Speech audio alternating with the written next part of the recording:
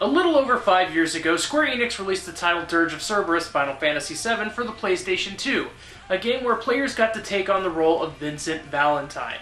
This game was released only a year after Advent Children, where it focuses more on Vincent's backstory, as well as showing how he contributed to the world after the events of the original game.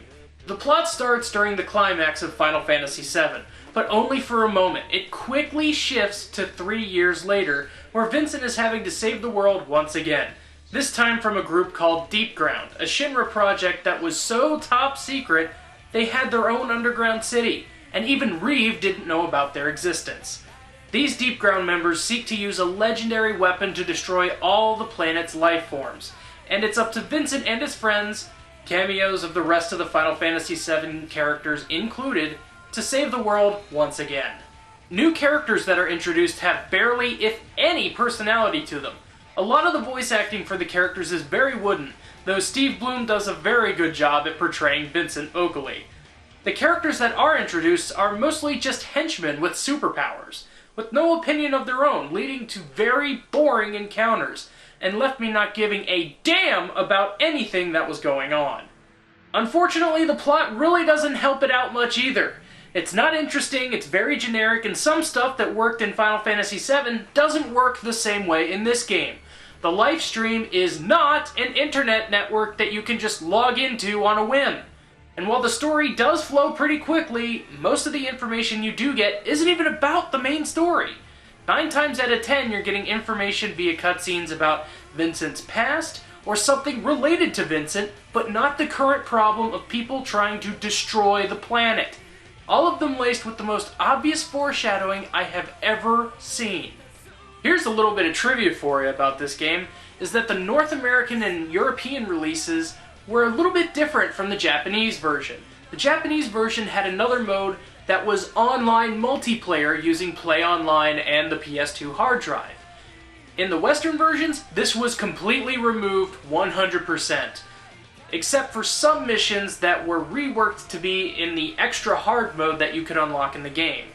All of the story, all of the information you could get from this multiplayer mode, though, is completely gone. And it leaves me curious as to what pieces of this puzzle are we missing. The graphics of the game are pretty dang good, with most areas being nicely detailed and some areas returning from Final Fantasy VII and are pretty easily recognizable, most notably the Shinra Mansion. Despite this, some areas can feel awfully samey, especially in the later areas. But luckily, these good graphics don't really affect the frame rate of the game, only a slight slowdown when there's a huge amount of action going on, but nothing really worth nagging on. What shocked me most about this game, if anything, was the genre it fell under. It's a third-person shooter, and moving away from Final Fantasy VII, which is an RPG, it threw me a bit for a loop, but after thinking about it, Vincent uses guns as his weapon. And of all the other choices they had, this was probably the one that makes the most sense, so I can see why they went this way. Controlling the game is standard fare to the point you could pick up the controller and play it almost immediately, and not have to figure much out on your own. And even if you can't get used to it right away, the game's auto-aim is extremely generous. All you have to do is look in an enemy's general direction, and it'll lock onto them for you to shoot.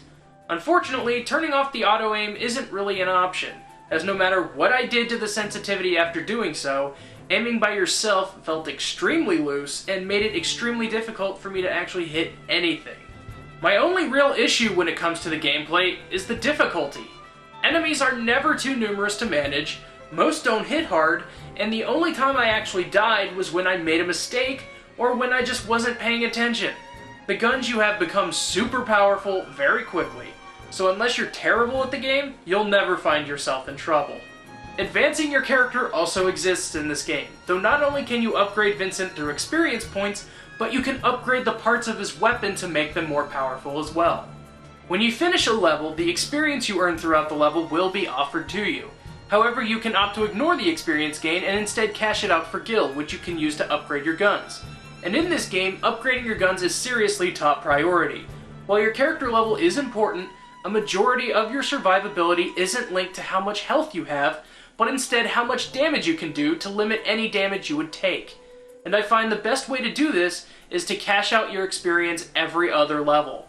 It keeps your character balanced while still being able to upgrade your guns to do more damage. When it comes to upgrading your weapons, there's a bunch of different things you have to consider.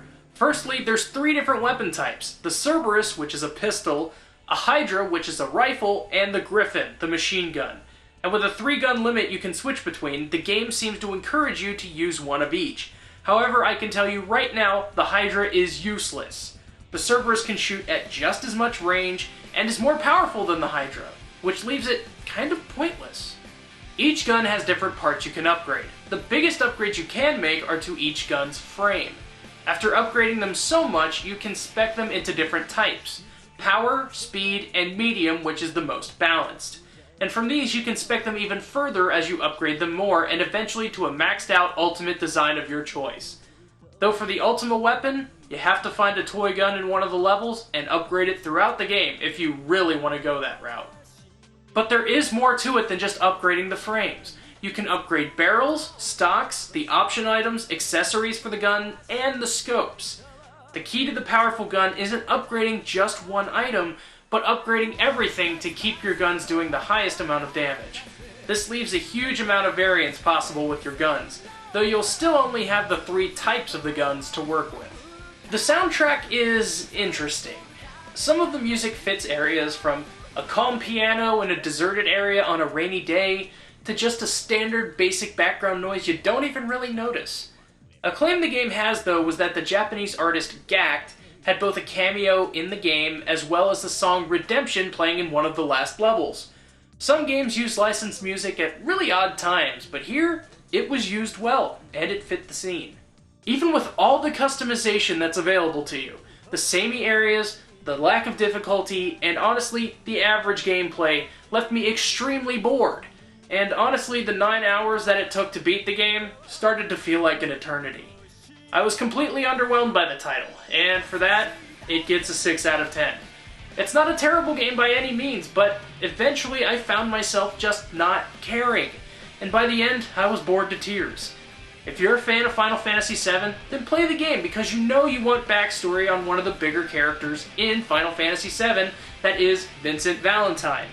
However, if you've never played Final Fantasy VII, or you really don't want to know anything more about the character, then I can't say this game's for you.